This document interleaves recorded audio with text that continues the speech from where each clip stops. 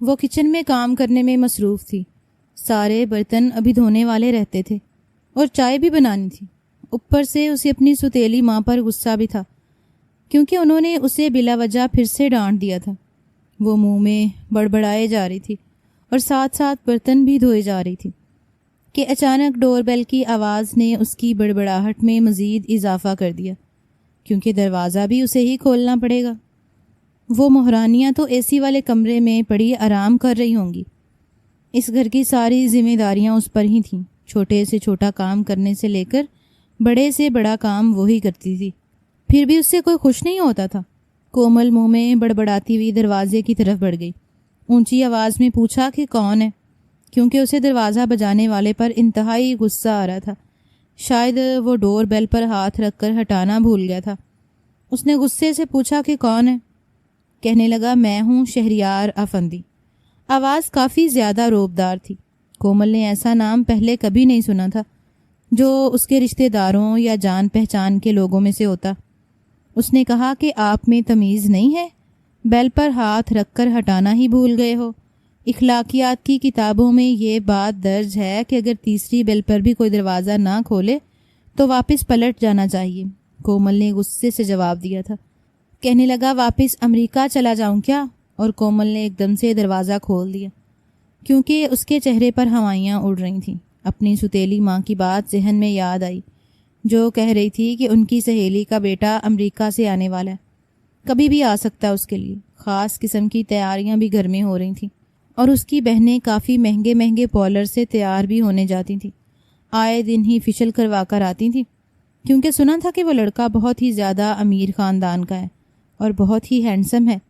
اور کومل کے تو ذہن سے ہی نکل گیا تھا کہ اب تو اس کی سوتیلی ماں اس کی اس بات پر بھی درگت بنائے گی کہ تم نے میری سہیلی کے بیٹے کو اتنی دیر باہر کھڑے کرا رکھا، اور ضرور شہریار شکایت بھی لگا دے گا کہ اس نے اس سے کس قدر بدتمیزی کا مظاہرہ کیے۔ کومل نے جیسے ہی دروازہ کھولا سامنے ایک انتہائی ہینڈسم لڑکا کھڑا تھا، سوٹ بوٹ میں ملبوس، ہاتھ میں سفری بیگ پکڑے ہوئے، گرمی میں پسینے سے شرابور، بار بار اپنے ماتھے کو رومال سے صاف کرتا ہوا جھنجھلایا ہوا تھا۔ کومل نے بھی اپنے دوپٹے سے اپنا پسینہ صاف کیا۔ اس نے کہا کہ جی آپ اندر آ جائیے، میں معافی چاہتی ہوں، میں ذرا کچن میں مصروف تھی اس لیے سنائی نہیں دی آواز۔ اور وہ کومل کی جانب دیکھ کر اسے گھورنے لگا، کہنے لگا کہ میں نہیں جانتا تھا کہ پاکستان کے لوگوں کا مزاج بھی موسم کی طرح گرم ہے، ورنہ کبھی نہ آتا۔ اور وہ تو پریشان ہو گئی تھی کیونکہ اب تو وہ اس کی سوتیلی ماں کو ضرور شکایت لگائے گا کومل کی، اور اسے وہ پھر سے تانے ماریں گی۔ اس نے کہا کہ آپ اتنے گرم علاقے میں لینے کیا آئے ہیں؟ وہیں رہنا تھا نا؟ ارے کون امریکہ جیسا ملک چھوڑ کر اتنی گرمی میں پاکستان آتا ہے؟ کومل کی زبان پھر سے پھسل گئی کیونکہ گرمی اور پسینے میں اس کا موڈ بھی کافی زیادہ گرم ہوا پڑا تھا۔ وہ اس کے پیچھے پیچھے چلا آ رہا تھا۔ وہ جلدی جلدی سے اندر جانے لگی تاکہ اپنی ماں کو اور بہنوں کو بتا سکتی کہ امریکہ والا مہمان جس کا انہیں شدت سے انتظار ہے وہ آ چکا ہے، بالکل بن بتائے۔ وہ اسے کہنے تو والی تھی کہ آنے سے پہلے اطلاع تو کر دیتے، یوں ہی منہ اٹھا کر چلے آئے ہو، مگر کومل اپنے لفظوں کو اپنے دانتوں تلے دبائے ہوئے اندر جانے لگی۔ جیسے ہی لاؤنج میں داخل ہوئی اس نے اسے لاؤنج میں بیٹھنے کا کہا۔ وہ کہنے لگا ایک گلاس ٹھنڈا پانی ملے گا؟ بڑی شدت سے پیاس لگی ہے۔ وہ جو اوپر کمرے کی طرف بھاگی جا رہی تھی تاکہ اپنی سوتیلی ماں کو بتا سکتی کہ ان کا مہمان آ گیا، ایک دم سے پلٹی، کہنے لگی کہ آپ کو سب کچھ مل جائے گا، پریشان نہ ہوں، ویسے بھی آپ اتنی شدید گرمی میں باہر سے آئے ہیں، اگر ٹھنڈا گلاس پانی کا پئیں گے تو بیمار پڑ جائیں گے اور مجھے باتیں سننا پڑیں گی کہ میرے مہمان کو آتے ساتھ ہی بیمار کر دیا۔ کہنے لگا کہ اگر پیاس کی شدت سے میں مر گیا تو، اور کومل کے ماتھے پر تو بل آ گئے۔ بھلا پیاس کی شدت سے کون مرتا ہے؟ وہ جلدی سے کچن میں گئی اور فریج سے یک ٹھنڈے پانی کی بوتل اٹھائی اور گلاس میں انڈھیل کر اس کو پیش کر دیا۔ اس نے جیسے ہی پہلا گھونٹ بھرا شاید اس کے گلے میں ہی اٹک گیا کیونکہ پانی اتنا ٹھنڈا تھا کہ اس کے گلے سے اتر ہی نہیں رہا تھا۔ اس نے گلاس واپس ٹرے میں رکھ دیا اور وہ حیرت سے اسے دیکھنے لگی۔ ابھی تو وہ اتنا واویلا مچائے جا رہا تھا جیسے پوری ٹینکی ہی ختم کر دے گا، مگر چند گھونٹ پی کر ہی اس نے پانی رکھ دیا تھا۔ کہنے لگا کہ آپ کی مہمان نوازی کا شکریہ، اب آپ آنٹی کو بلا لیں۔ عجیب قسم کا بندہ تھا، اگر پانی پینا ہی نہیں تھا تو اسے مشقت میں ڈالنے کی کیا ضرورت تھی؟ وہ تو پہلے ہی جلی کڑی بیٹھی تھی۔ وہ کومل کو سر تا پیر غور سے دیکھنے لگا۔ شاید اسے وہ اس گھر کی ملازمہ لگی تھی، کیونکہ اس کی نظروں میں کوئی رسپیکٹ نہیں تھی۔ اس نے بھی اسے گھوری ڈالی اور اوپر کمرے میں چلی گئی۔ منہ میں یہی بڑبڑانے لگی کہ اب مجھے پھر سے اتنا بکھیڑا کرنا پڑے گا، اس مہمان کے لیے اتنے سارے پکوان پکانے پڑیں گے۔ اکیلے ہی یہ سوچ کر ہی اس کا دم گھٹنے لگا تھا۔ اس نے اوپر کمرے میں جا کر دروازہ بجایا اور دروازہ کھولا تو سامنے سوتیلی ماں بیڈ پر پرجمان کسی مہرانی کی طرح بیٹھی ٹی وی دیکھ رہی تھی۔ اس نے ناگواری سے کومل کی طرف دیکھا اور کہا، کیوں آئی ہو؟ کیا کام ہے؟ ہر وقت سر پر ہی سوار رہتی ہو۔ اور اس کا دل چاہا کہ وہ بھی چند کھری کھری سنا دے۔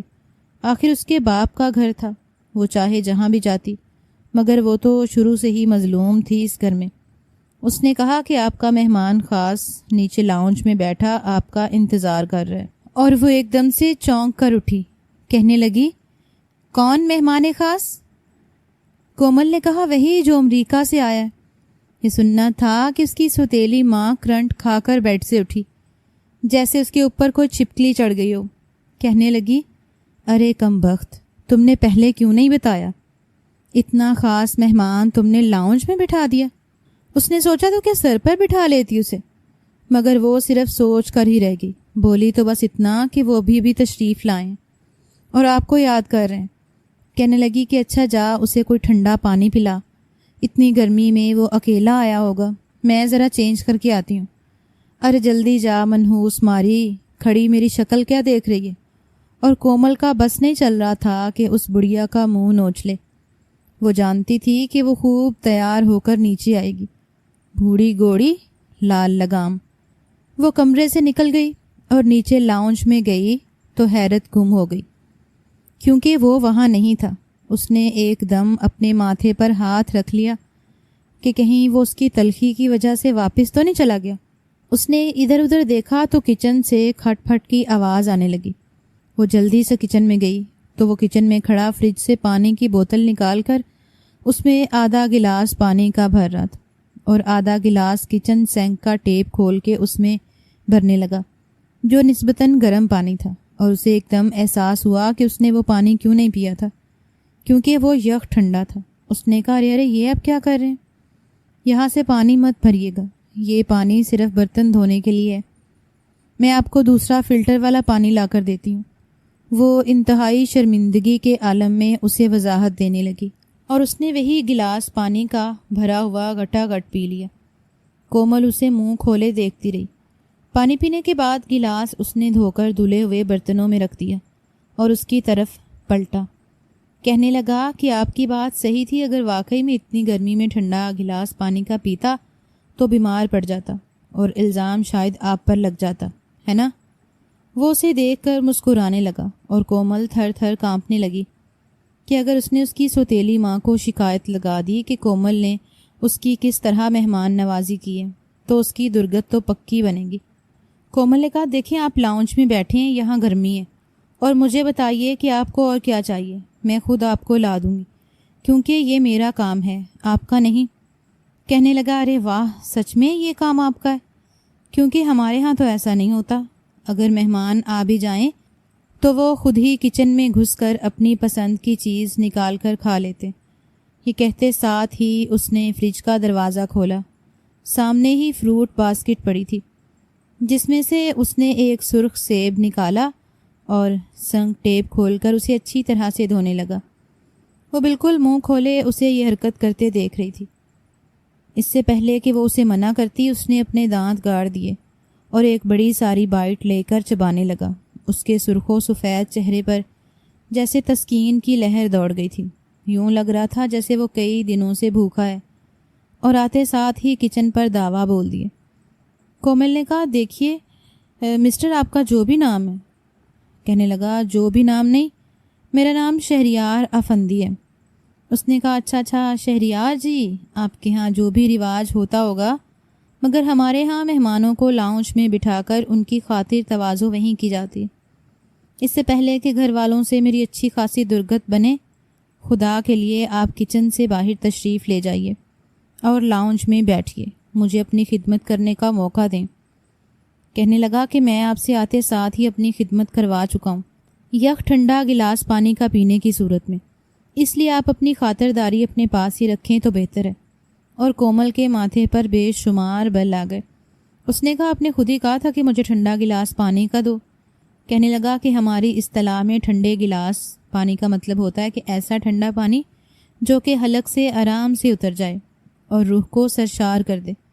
اس سے پہلے کہ وہ اسے کچھ بھی کہتی، ایک دم سے سیڑھیوں سے کسی کے اترنے کی آواز آئی اور اس کے تو حواس کام کرنا چھوڑ گئے۔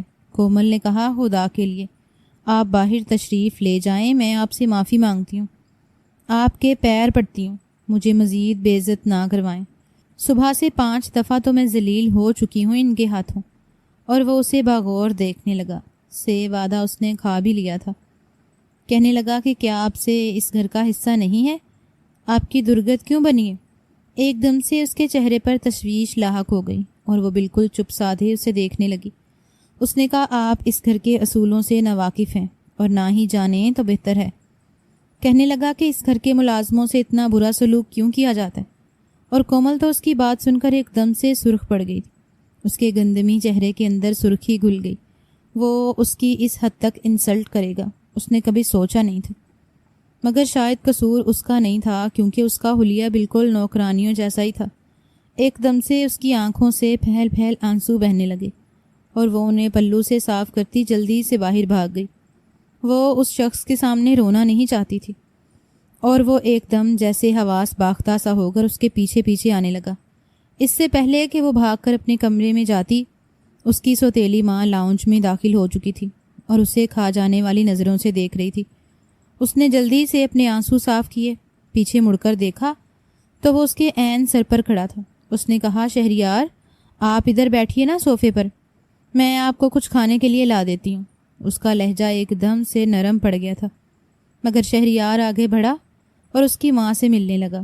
کہنے لگا آنٹی آپ کیسی ہیں؟ کومل کی ماں کے گلے شکوے شروع ہو گئے۔ کہنے لگی کہ ارے بیٹا تم نے ہمیں بتایا کیوں نہیں، ہم تمہیں ایئرپورٹ سے ریسیو کر لیتے، اتنی گرمی میں تو تم خوار ہو کر آئے ہو۔ کہنے لگا کوئی بات نہیں آنٹی، اس میں خواری کی کیا بات ہے، میں بس آپ کو زحمت نہیں دینا چاہتا تھا۔ اس کی سوتیلی ماں کا بس نہیں چل رہا تھا کہ اس کی بلائیں لے لے، اس کے واری صدقے جائے۔ وہ ابھی تک وہیں کھڑی تھی۔ شہریار کو بٹھانے کے بعد وہ اس کی طرف مڑی، اس کی آنکھوں میں شرارے پھوٹ رہے تھے۔ کہنے لگی کہ ابھی تک یہیں کھڑے ہو، جاؤ اور جا کر مہمان کی خاطرداری کرو۔ اس گھر کے ریت رواج سے واقف نہیں ہو کیا؟ تم بھول گئی ہو سارا کچھ؟ اور اسے دبی دبی آواز میں گررا کر بولی اور وہ جلدی سے کچن میں بھاگ گئی۔ نہ جانے وہ اس شخص کے سامنے اپنی بے عزتی نہیں سہنا چاہتی تھی، کیونکہ وہ سراسر غیر اور اجنبی تھا اور اس کی انا کو یہ بات گوارا نہیں تھی۔ کچن میں جانے کے بعد وہ ایک دم سے بجلی کی طرح تیز ہو گئی، کیونکہ اسے ان کے بتائے ہوئے مینیو کے مطابق ساری ڈشز بنانا تھی۔ وہ امریکہ سے آیا تھا اور اسے اس کے ٹیسٹ کے مطابق ویسٹرنز اور چائنیز ڈشز بنانا تھیں۔ گرمی بے تحاشا تھی، بار بار پسینہ صاف کرتی وہ سب کچھ بنا رہی تھی۔ لاؤنج میں اب کہکوں، ہنسی اور چوڑیوں کی کھنک کی آوازیں آ رہی تھیں، کیونکہ اس کی دونوں سوتیلی بہنیں لیلا اور آئزہ بھی بن ٹھن کر اس گورے چٹے پردیسی بابو کے سامنے پرجمان ہو کر کہکے لگا رہی تھیں اور گلا پھاڑ پھاڑ کر پاگلوں کی طرح ہنس رہی تھیں۔ اور اس کی سوتیلی ماں بھی بالکل بچپن کی سہیلیوں کی طرح اس سے باتیں کر رہی تھی۔ وہ کچن میں کڑ رہی تھی، جلن سے برا حال ہو چکا تھا۔ اچانک اس کا ہاتھ گرم پتیلی کے ساتھ لگا، ایک دم سے گراہ کی آواز نکلی، کیونکہ اس کی سانولی کلائی ایک جگہ سے جل کر سیاہ پڑ چکی تھی اور جلن اور تکلیف سے برا حال ہو رہا تھا، اوپر سے آنسو بھی بہے جا رہے تھے۔ اس نے جلدی سے ٹھنڈے پانی کا گلاس اوپر ڈالا تو گلاس اس کے ہاتھ سے چھوٹ گیا اور فرش پر گر کر ٹوٹ گیا۔ آج پھر اس کی درگت بننے جا رہی تھی اور اس کا دل زور زور سے دھڑک رہا تھا کہ اگر اس کی ماں کو پتہ چل گیا تو وہ تو اسے مار ہی ڈالے گی۔ وہ کب سے اس کے ظلم سہتی آ رہی تھی۔ اس کی آنکھوں سے آنسو رواں ہونے لگے تھے، کیونکہ وہ نہیں جانتی تھی کہ آخری بار وہ کب خوش ہوئی تھی۔ اس گھر میں اس نے سکون کا سانس کب لیا تھا۔ بچپن سے لے کر آج تک وہ ظلم اور جبر ہی تو سہتی آئی تھی۔ اس کا بخت بھی اس کے رنگ کی طرح سیاہ تھا۔ وہ سانولی سلونی سی لڑکی تھی، کیونکہ اس کا رنگ اس کی ماں پر گیا تھا جو اس کی ہی طرح سانولی تھی۔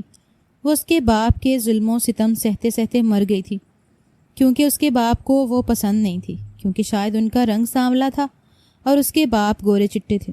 اس کے باپ ایک بزنس مین تھے اور انہیں اپنی سیکٹری سے محبت ہو گئی تھی، کیونکہ سیکٹری نے ان کو اپنے حسن کا اسیر بنا لیا تھا اور اپنی چکڑی چپڑی باتوں میں ایسا الجھایا کہ اس کے باپ نے اس کی ماں کے پاس آنا ہی چھوڑ دیا اور وہ سسکتے سسکتے دم توڑ گئی۔ آج وہی سیکٹری، جو کہ ایک معمولی ورکر تھی اور انتہائی غریب گھرانے سے تعلق رکھتی تھی، اس کے باپ کی بیوی بن کر اس گھر پر حکمرانی کر رہی تھی، اور اس کے باپ کے دل پر بھی، اور اب اس کی حیثیت کسی کوڑے دان کی طرح تھی جو گھر میں بالکل فالتو ہے۔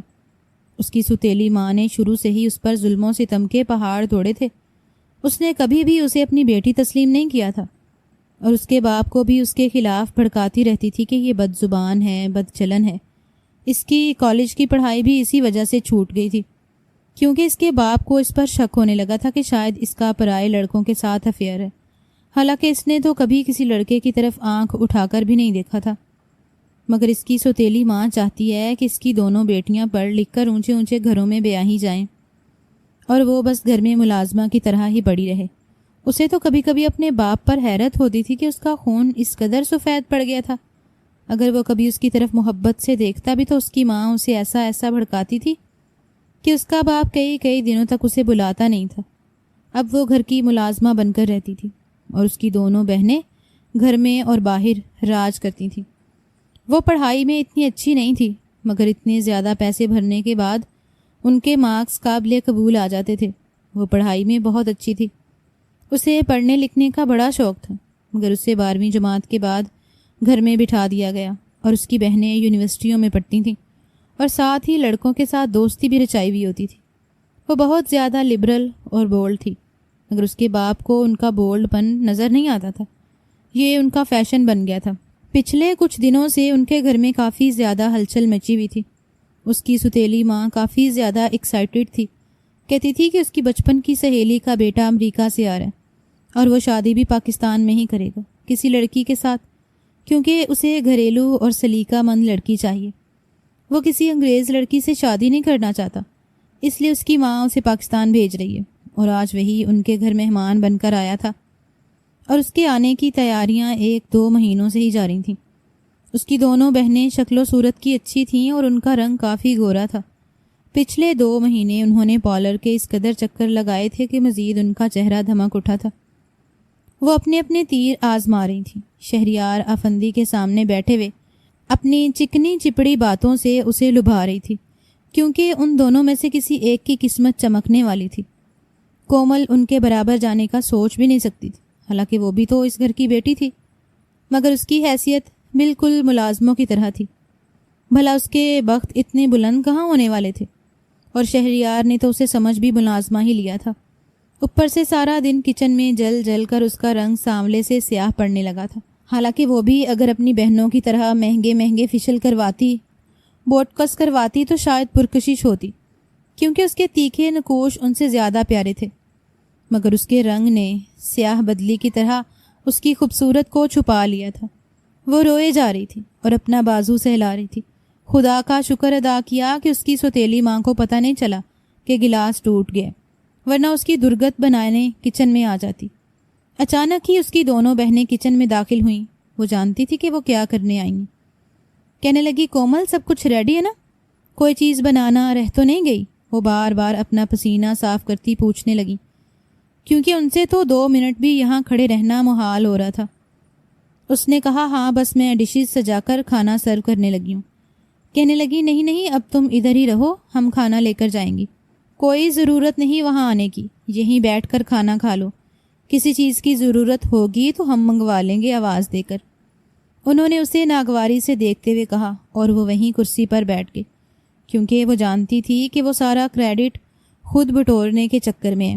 انہوں نے سنا تھا کہ شہریار کو اچھا کھانا بنانے والی کوئی پاکستانی سگڑ لڑکی چاہیے، کیونکہ اس کے پاس دولت کی کوئی کمی نہیں تھی۔ اس نے کون سا جاب کروانی تھی، اور اب وہ شہریار کی نظروں میں تمغہ سمیٹنے کے چکروں میں تھی۔ اسے بھی کوئی ضرورت نہیں تھی کریڈٹ لینے کی، اس لیے وہ خاموشی سے بیٹھی رہی اور وہ کھانا لے کر چلی گئیں۔ تھوڑی دیر کے بعد اس کی سوتیلی ماں پھنکارتے ہوئے کچن میں داخل ہوئیں۔ اس نے ابھی پہلا نوالا ہی بھرا تھا۔ اس کے آگے سے ٹرے کھسکا کر پرے دھکیلا، کہنے لگی، بے شرم لڑکی، تمہیں کتنی بار سمجھایا تھا کہ اسے زیادہ مرچوں والے کھانے نہیں بنا کر دینے۔ میں تو پہلا نوالا لے کر ہی سی سی کرنے لگی ہوں۔ نہ جانے وہ بچہ کیا سوچے گا، وہ پہلی بار یہاں آیا اور اسے اتنا تیز مرچوں والا کھانا سرو کیا گیا۔ اگر تو اس نے کوئی بات کی تو تیری جان لے لوں گی۔ وہ اسے دھمکی دے کر چلی گئی اور وہ بالکل سر پکڑ کر بیٹھ گئی، کیونکہ اب تو اس کی شامت پکی تھی۔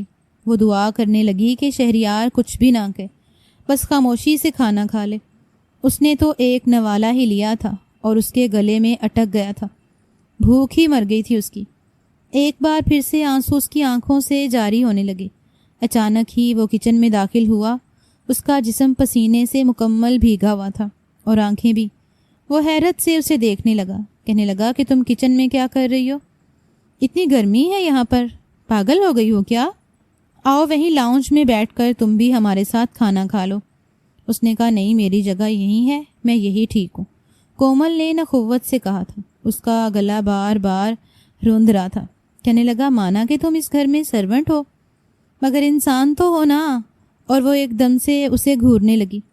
وہ ایک دم پھدک کر پیچھے ہٹا، کہنے لگا، ویسے کھانا انتہائی ٹیسٹی تھا، میں نے آج تک ایسا کھانا نہیں کھایا۔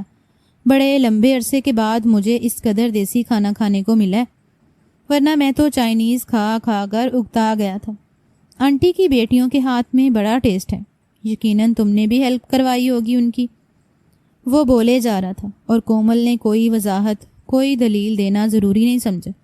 ایک دم سے وہ کچن سے جانے لگی تو اس نے اس کی کلائی پکڑ لی اور وہ حیرت سے گم اس کی طرف پلٹی۔ اس نے کہا، کیا بدتمیزی ہے، چھوڑو میرا ہاتھ۔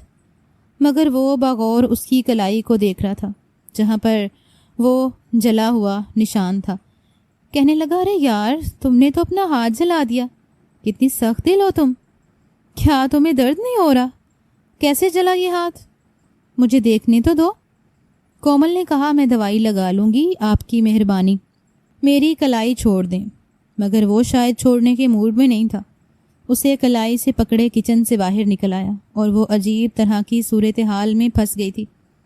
اگر اس کی ماں اور بہنوں نے دیکھ لیا تو اس کی جان لے لیں گی۔ پہلے اس کی زندگی اس قدر مشکل تھی اور وہ اسے لاؤنج میں لے آیا اور صوفے پر بٹھا دیا۔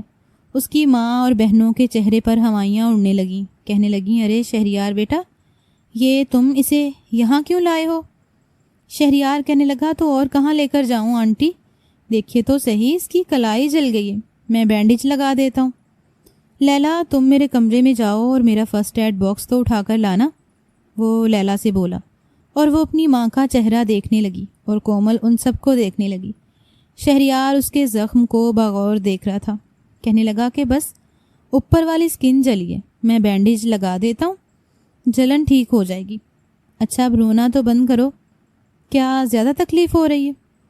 وہ اس کی آنکھوں میں دیکھ کر بولا، اور وہ اسے کیا بتاتی کہ یہ آنسو کس وجہ سے آ رہے تھے، کیونکہ آج تک اس کی اتنی پرواہ کسی نے نہیں کی تھی۔ اگر اسے بڑے سے بڑا گھاؤ بھی لگ جاتا تو کوئی اسے پوچھتا تک نہیں تھا، حالانکہ اس کا سگا باپ بھی نہیں پوچھتا تھا، اور یہ تو پرایا تھا۔ کومل کے رونے میں روانی آ چکی تھی۔ لیلا نہ چاہتے ہوئے بھی فرسٹ ایڈ باکس اٹھا کر لے آئی اور اس نے پہلے کومل کے زخم پر مرہم لگایا اور پھر اوپر سے پٹی باندھنے لگا۔ وہ کسی پروفیشنل ڈاکٹر کی طرح اسے پٹی باندھ رہا تھا۔ اس کی آنکھوں میں انتہائی تشویش تھی۔ اس کی ماں کا بس نہیں چل رہا تھا کہ وہ اسے اٹھا کر باہر پھینک آئے، کیونکہ شہریار کی نظروں میں اس کے لیے ہمدردی وہ دیکھ چکی تھی اور اسے کھا جانے والی نظروں سے دیکھ رہی تھی۔ کومل نے جلدی سے اپنا ہاتھ چھڑوایا اور اپنے کمرے میں بھاگ گئی۔ اس کا ارادہ صبح ہی کمرے سے نکلنے کا تھا، کیونکہ اس سے پہلے نکلتی تو اس کی ماں کا غصہ اس پر نکلنا تھا۔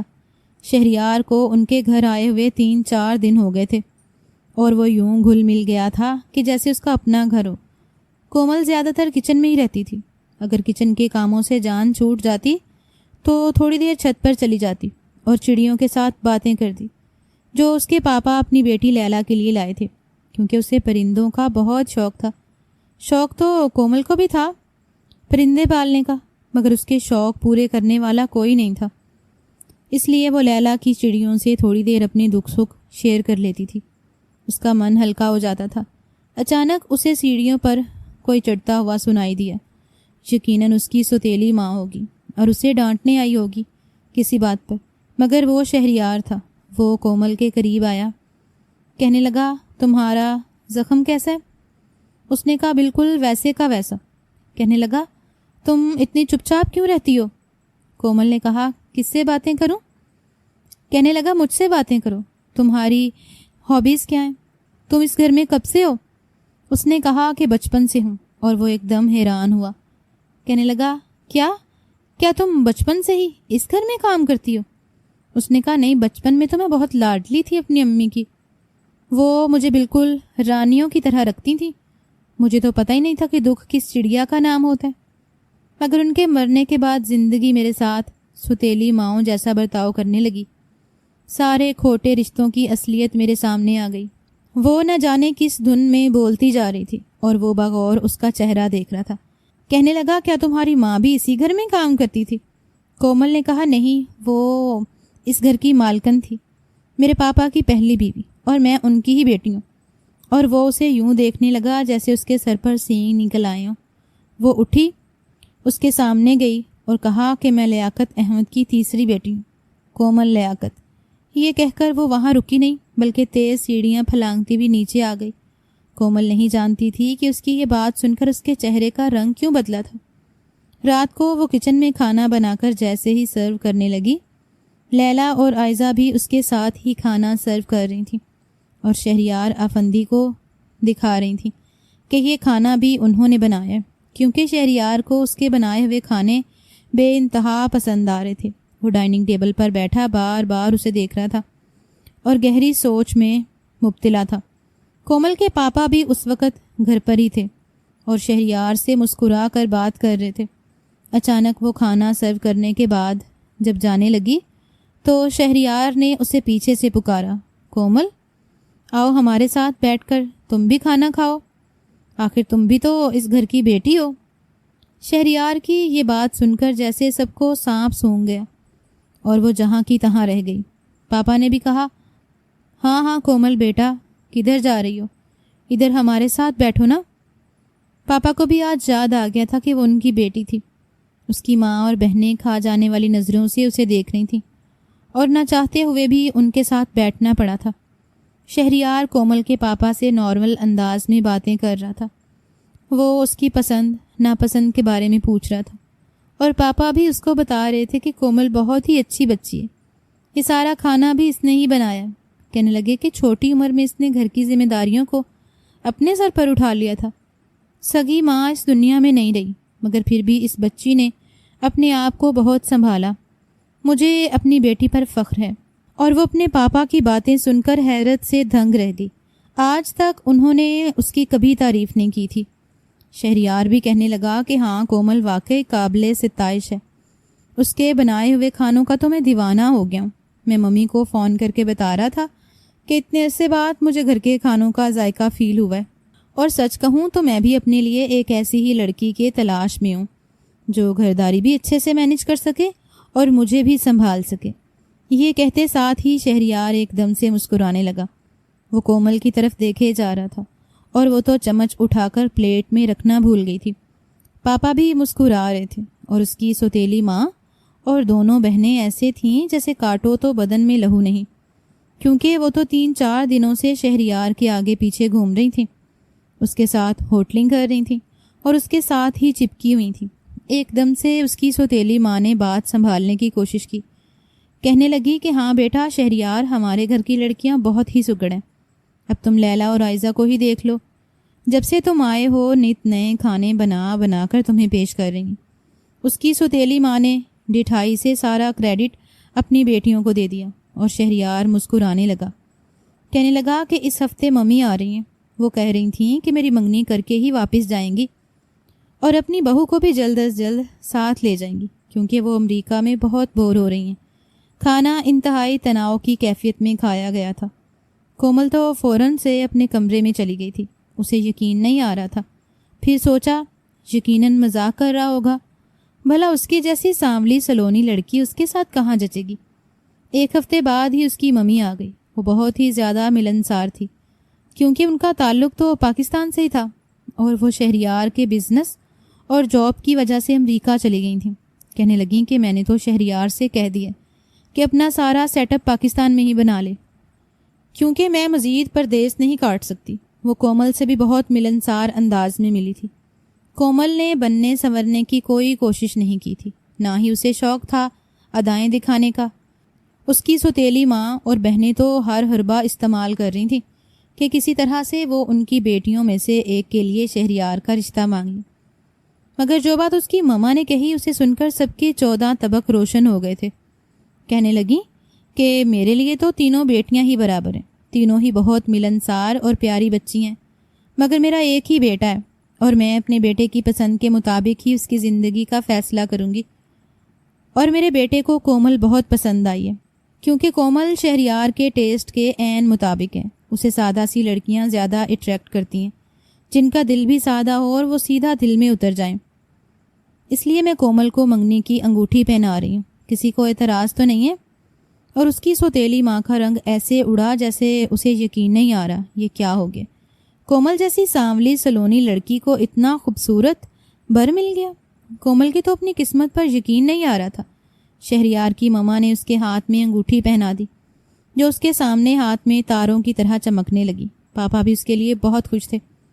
انہوں نے اسے سینے سے لگا لیا اور کہا کہ میری کومل جیسی بیٹی کوئی بھی نہیں ہے۔ مجھے یقین ہے کہ آپ کو میری بیٹی کی طرف سے تو کوئی پریشانی نہیں ہوگی۔ یہ بہت صابر اور شاکر بیٹی ہے، شہریار کی زندگی میں 4 چاند لگا دے گی۔ اور اس کی آنکھوں سے آنسو بہنے لگے تھے، یوں لگ رہا تھا جیسے سیلاب آنے والا ہے۔ وہ ایک دم سے اپنے کمرے میں بھاگ گئی اور دروازہ زور سے بند کر دیا۔ کومل کا دل دھڑکے جا رہا تھا۔ پیار کبھی ایسا بھی ہوتا ہے کہ کوئی بھی نہ مانگی دعا ایک دم سے قبولیت کا درجہ پالے۔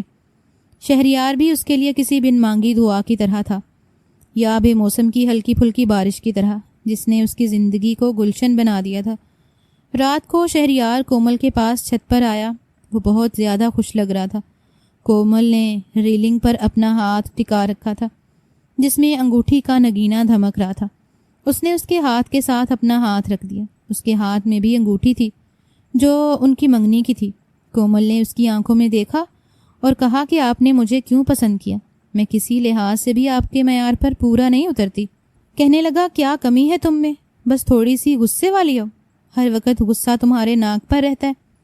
اس نے اس کی ناک پر اپنی انگلی رکھی اور اس کے تن بدن میں تو جیسے جذبات سے امڑنے لگے۔ وہ اتنا خوبصورت تھا۔ کہنے لگا کہ کبھی بھی خود کو کمتر نہ سمجھنا، کیونکہ میں نے تم پر ترس کھا کر تمہیں اپنانے کا فیصلہ نہیں کیا، بلکہ مجھے پہلی نظر میں ہی تم سے محبت ہو گئی تھی، خاص طور پر تمہاری آنکھوں سے، جن میں بہت سارے بھید چھپے ہوئے، محبت نامے چھپے ہیں، اور میں ان محبت ناموں کو ایک ایک کر کے کھولوں گا۔ یہ کہتے ساتھ ہی اس نے اس کے ہاتھ پر اپنا ہاتھ رکھ دیا، اور اس کی محبت کی حدت سے کومل کے اندر ایک عجیب سی تپش پیدا ہونے لگی، اور یہ تپش اسے مزہ دے رہی تھی، کیونکہ زندگی اب خوبصورت ہو گئی تھی شہریار افندی کی سنگت میں۔ اسے بیڈ پر لیٹے تھوڑی دیر ہوئی تھی اور اپنی انگوٹھی کو بغور دیکھ رہی تھی کہ اچانک دروازے پر دستک ہوئی۔ اسے لگا شاید اس کی سوتیلی ماں یا بہنوں میں سے کوئی ہوگا اور اسے ٹھیک ٹھاک سنانے آئی ہوں گی، مگر اسے اب کسی کی کوئی پرواہ نہیں تھی۔ نہ جانے اس کے اندر کہاں سے اتنی طاقت آ گئی تھی کہ وہ اب مزید ڈرنا نہیں چاہتی تھی، مگر اس نے جیسے ہی دروازہ کھولا سامنے شہریار کھڑا مسکرا رہا تھا، اور وہ ایک دم سے اسے دیکھ کر شرم سے پانی پانی ہو گئی، کیونکہ ابھی وہ اس کا سامنا نہیں کرنا چاہتی تھی، ابھی تو وہ اس حقیقت کو قبول کرنا چاہتی تھی۔ کہنے لگا اندر آنے کے لیے نہیں کہو گی؟ اب تو میں حق رکھتا ہوں تھوڑا بہت۔ اور وہ ایک دم سے دروازے کے سامنے سے ہٹ گئی، اور وہ اندر داخل ہوا اور اس کے کمرے کو باغور دیکھنے لگا۔ اس کا کمرہ دوسرے گھر والوں کے کمرے کی نسبت چھوٹا سا اور سادہ سا تھا، جس میں کوئی جدید سہولت نہیں تھی۔ ایک طرف کو الماری میں اس کی کتابیں پڑی تھیں، جو کہ اس نے پیسے جوڑ توڑ کر اپنے لیے خریدی تھیں، کیونکہ اسے کتابیں پڑھنے کا بڑا شوق تھا اور وہ اپنی پڑھائی جاری نہیں رکھ سکتی تھی، مگر پھر بھی کبھی کبھی کمرے میں بیٹھ کر اپنا شوق پورا کر لیتی تھی۔ کمرے کے دوسری طرف پینٹنگ کا کچھ سامان پڑا تھا، کیونکہ اس کا دوسرا شوق پینٹنگ کا تھا۔ اسے پینٹنگ کرنا شروع سے ہی بہت پسند تھا، اور کبھی کبھی وہ اپنی پینٹنگز آن لائن ایگزیبیشن میں بھی لگا دیتی تھی، اور لوگ اسے پسند بھی کرتے تھے۔ اس کی 1-2 پینٹنگ تو اچھے داموں بکی تھیں۔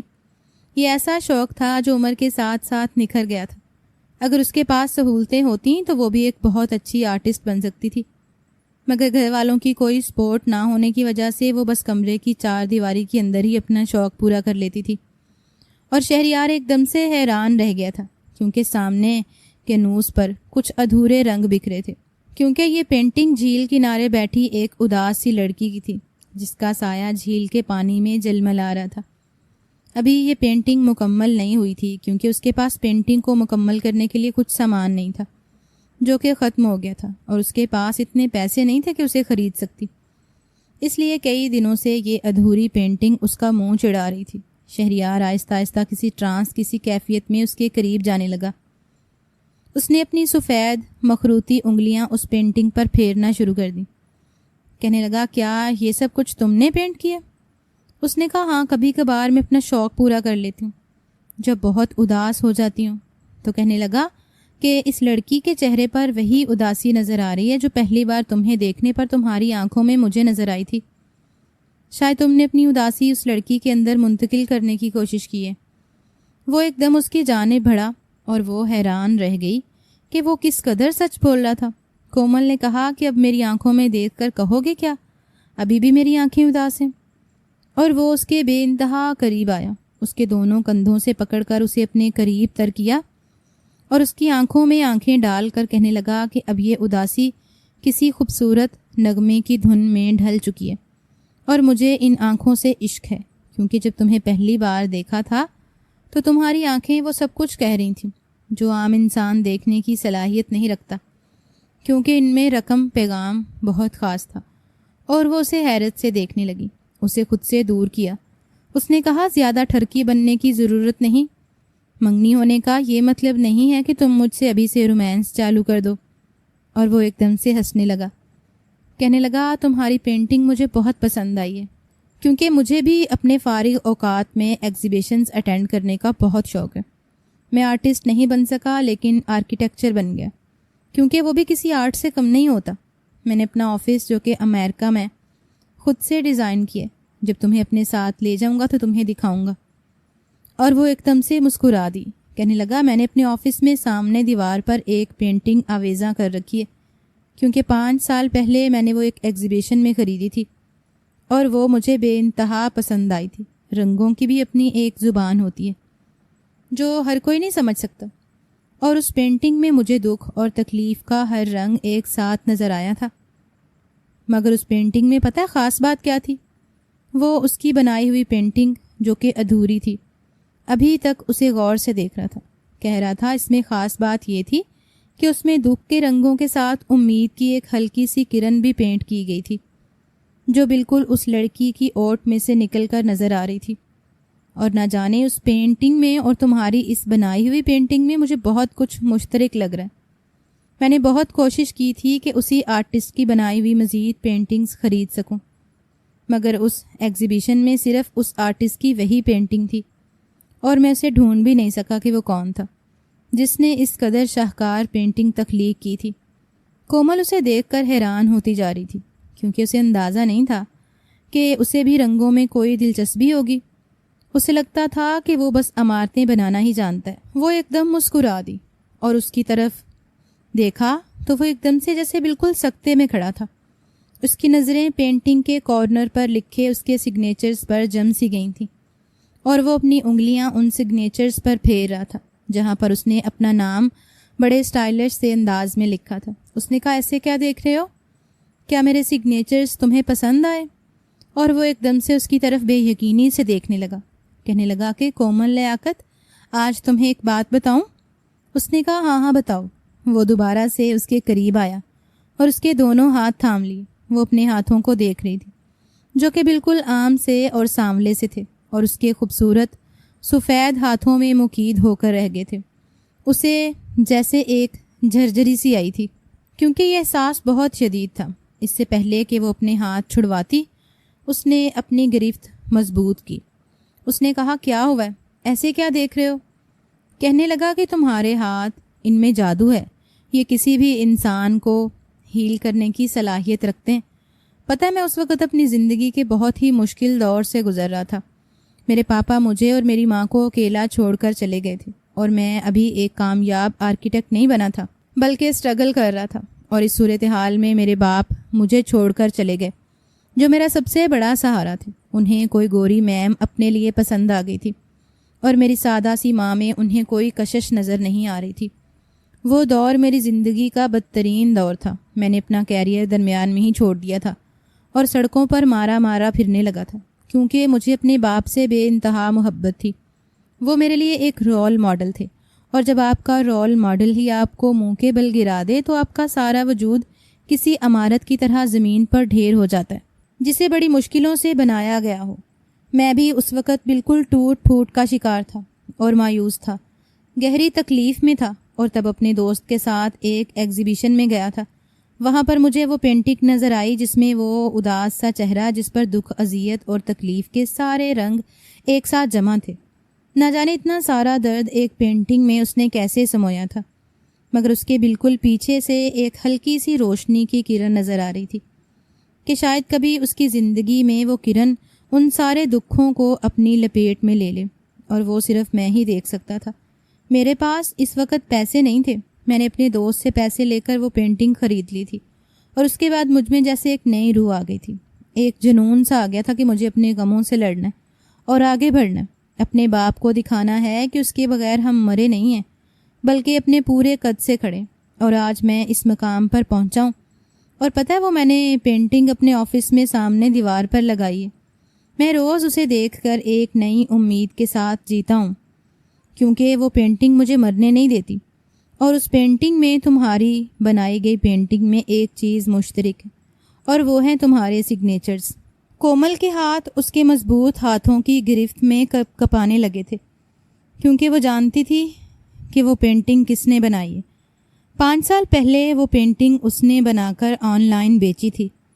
اسے بیچنا نہیں چاہتی تھی، مگر اسے اپنی ضرورتیں اور کچھ خواہشیں پوری کرنے کے لیے پیسوں کی ضرورت تھی، اس لیے اس نے اسے بیچ دیا تھا، اور وہ ایک دم سے جیسے بالکل سکتے میں آ گئی تھی، کیونکہ اسے خریدنے والا کوئی اور نہیں بلکہ شہریار تھا۔ ایک دم سے اس کی آنکھوں میں موٹے موٹے آنسو گرنے لگے، اور وہ اس بات کا مطلب سمجھ گئی کہ شہریار نے اسے اپنے لیے کیوں چنا ہے، اور بغیر اس کے حلیے یا اس کی شکل و صورت کی پرواہ کیے اسے اپنی زندگی کا حصہ بنا لیا، اس وجہ سے کہ اس نے اس کی آنکھوں کے اندر سے جھانک لیا تھا، اور انسان کی آنکھیں تو سب کچھ کہتی ہیں، بس انہیں پڑھنے والا کون ہونا چاہیے۔ ایک دم سے اس نے اسے خود سے لگا لیا، کہا کہ نہ جانے میں تمہیں کب سے ڈھونڈ رہا تھا اور تم مجھے اب ملی ہو، یوں لگتا ہے جیسے پوری کائنات میری مٹھی میں قید ہو۔ کومل کے آنسو اس کی شرٹ کو بھی بھگونے لگے تھے، کیونکہ اسے بھی لگ رہا تھا جیسے آج اسے کوئی سمجھنے والا موجود ہے جو اس کے دکھ کی تشریح اس کی آنکھوں میں آسانی سے پڑھ سکتا ہے اور ان کا مداوع کر سکتا ہے۔ وہ ایک دم سے اس سے الگ ہوئی اور کہا کہ تم جاؤ یہاں سے، میں تمہارے سامنے رونا نہیں چاہتی، اور وہ ایک دم مسکرا کر کہنے لگا کہ میری زندگی میں شامل ہونے کا بہت شکریہ۔ یہ کہہ کر وہ کمرے سے چلا گیا، اور اسے لگا جیسے اس کا دل بھی اپنے ساتھ لے کر گیا ہے، جو کہ اب شہریار کے سینے میں دھڑکنے لگا تھا، کیونکہ شہریار اس کی زندگی میں وہی امید کی کرن بن کر آیا تھا جو اس نے اس پینٹنگ میں بنائی تھی۔ وہ اپنے کمرے سے جب بھی نکلتی تھی نفرت زدہ نظروں کے تعاقب میں رہتی تھی، کیونکہ ایک ہی گھر میں رہتے ہوئے یہاں پر ہر طرف سے نفرت اور حقارت کے تیر برس رہے تھے، جہاں رہنا بہت ہی مشکل تھا۔ اب تو اس کی سوتیلی ماں اور اس کی بہنیں اس کی جانی دشمن بن چکی تھی۔ ان کا بس نہیں چل رہا تھا کہ اسے کسی کوڑے دان میں پھینک دیں، اور وہ بہت اعتماد سے ان کی نظروں کا سامنا کر رہی تھی، کیونکہ وہ خوشی ان چھوٹی موٹی آزمائشوں سے بہت بڑی تھی۔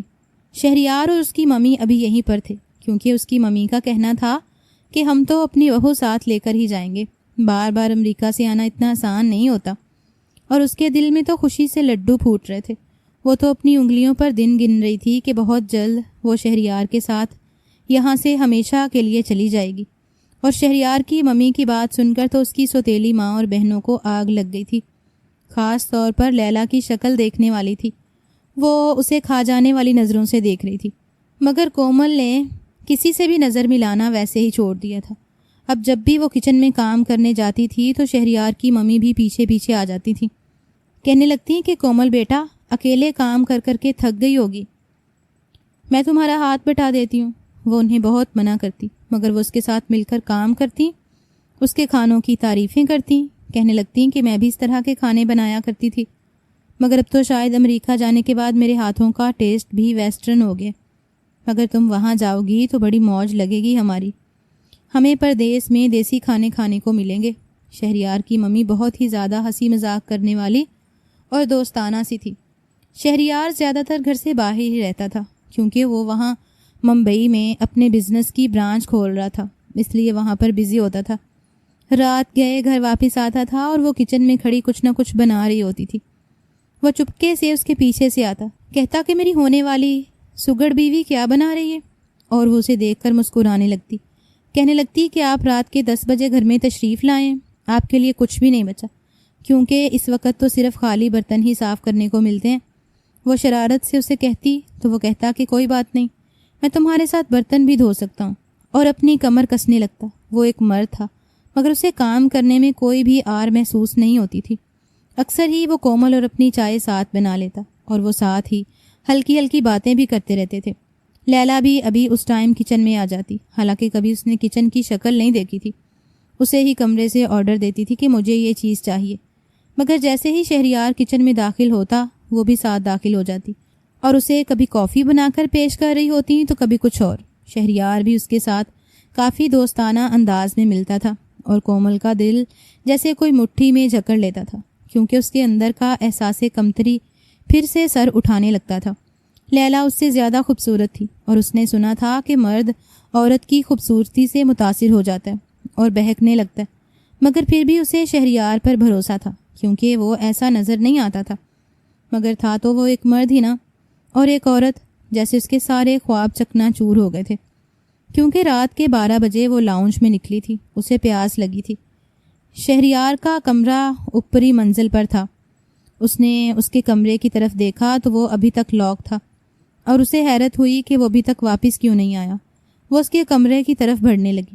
اس کے کمرے کے ساتھ لیلا کا کمرہ تھا، اور اس کے کمرے سے ہلکی ہلکی سرگوشیوں کی آوازیں آ رہی تھیں، اور وہ آواز شہریار اور لیلا کی آپس میں بولنے کی تھی۔ وہ ایک دم سے حیران رہ گئی، اور اس کے دل کو کچھ ہونے لگا۔ وہ سارے وہم ایک دم سے سر اٹھانے لگے جو اسے ستائے رکھتے تھے۔ اس نے کمرے کی کھڑکی کے سوراخ میں سے اندر کا منظر دیکھا تو اس کا دل دہل گیا۔ اسے لگا جیسے وہ کوئی بھیانک خواب دیکھ رہی ہو، کیونکہ شہریار اور لیلا ایک دوسرے کے اوپر بیڈ کے بیچوں بیچ پڑے تھے۔ اس کے ہاتھ کپ کپانے لگے تھے، اور اس نے بے اختیار اپنے منہ پر ہاتھ رکھ لیا۔ اسے لگا جیسے اسے کوئی غلط فہمی ہوئی ہے، مگر جیسے ہی اس نے دروازہ کھولا تو اس کے سارے وہم ایک حقیقت کی صورت میں کھڑے تھے۔ اسے اپنی آنکھوں پر یقین نہیں آ رہا تھا، کیونکہ شہریار تو اسے ٹوٹ کر چاہتا تھا، اور اس نے اسے اپنی پسند سے منگنی کی تھی، اور بہت جلد ان کی شادی ہونے والی تھی۔ صرف ایک ہفتہ ہی تو رہتا تھا۔ یہ منظر دیکھ کر تو اسے لگا جیسے وہ کبھی اگلا سانس نہیں لے پائے گی۔ ایک دم سے شہریار نے اس کی طرف دیکھا، اور اس کے چہرے پر ہوائیاں اڑنے لگیں۔ البتہ لیلا کے چہرے پر پراسرار سی مسکراہٹ رینگنے لگی تھی، جیسے اس کا بہت بڑا مقصد پورا ہو گیا ہو، مگر شہریار کی حالت ایسی نہیں تھی کہ کومل اس پر کسی بھی قسم کا کوئی یقین کرتی، کیونکہ اس کی شرٹ فرش پر گری پڑی تھی، اور لیلا کا لباس بھی انتہا کا بے باک تھا۔ گہرے گلے میں اس کا دودھیا جسم چمک رہا تھا۔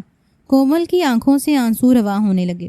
شہریار اس کے قریب آیا، اسے کندھوں سے پکڑنے کی کوشش کی، کہا کہ کومل، جو بھی تم دیکھ رہی ہو وہ سب کچھ غلط فہمی ہے، ایک جال ہے جو پھیلایا گیا ہے۔ وہ اسے بے یقین نظروں سے دیکھ رہی تھی۔ اس نے کہا کہ اب کسی بھی شک کی گنجائش نہیں بچی، تم نے مجھے دھوکہ دیا ہے۔ میں تمہارا ہر قصور معاف کر سکتی ہوں، مگر مجھے دھوکہ دیا جانا پسند نہیں ہے، اس لیے میں تم سے اپنی منگنی ختم کرتی ہوں۔ ایک دم سے شہریار نے اسے اس کے کندھوں سے پکڑ لیا اور اسے اپنے قریب کرنے کی کوشش کی تو کومل نے اس کے منہ پر ایک تھپڑ جڑ دیا اور اس کی انگوٹھی اتار کر اس کے ہی چہرے پر مار دی، اور وہ وہاں سے بھاگتی ہوئی اپنے کمرے میں آ کر بند ہو گئی۔ دروازے کے ساتھ لگی نیچے بیٹھتی گئی اور زاروں قطار رونے لگی۔ شہریار چاہے اس سے محبت کرتا تھا مگر وہ ایک مرد بھی تو تھا۔ اتنی خوبصورت عورت کو دیکھ کر اس کا دل بہک گیا ہوگا، اور یہ بات اس کے لیے ناقابل برداشت تھی۔